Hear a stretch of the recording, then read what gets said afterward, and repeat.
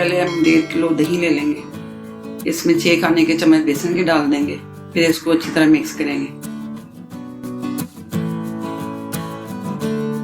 अब हम दानी लेंगे, इसकी मदद से हम बेसन और दही को अच्छी तरह मिक्स करेंगे और इसकी अच्छी सी लस्सी तैयार करेंगे।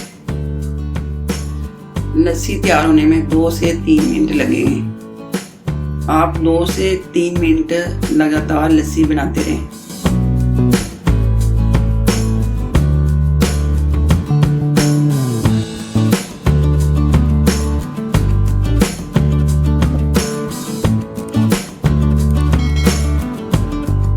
अब हमारी लस्सी तैयार हो गई है। लस्सी को कढ़ाई में डाल देंगे। अब इसको पकाएंगे।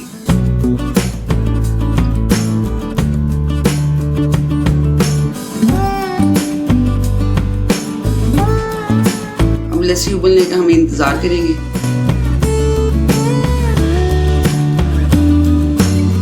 अब कढ़ी पकौड़े के लिए हम पकौड़े तैयार करते हैं। कढ़ी उबलने लग गई है।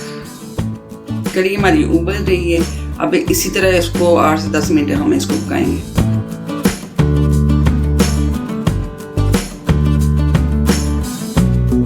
जब तक हमारी कढ़ी पक रही है उतनी देर में हमने जो पकौड़े का मसाला तैयार किया है उससे हम पकौड़े तैयार कर लेते हैं।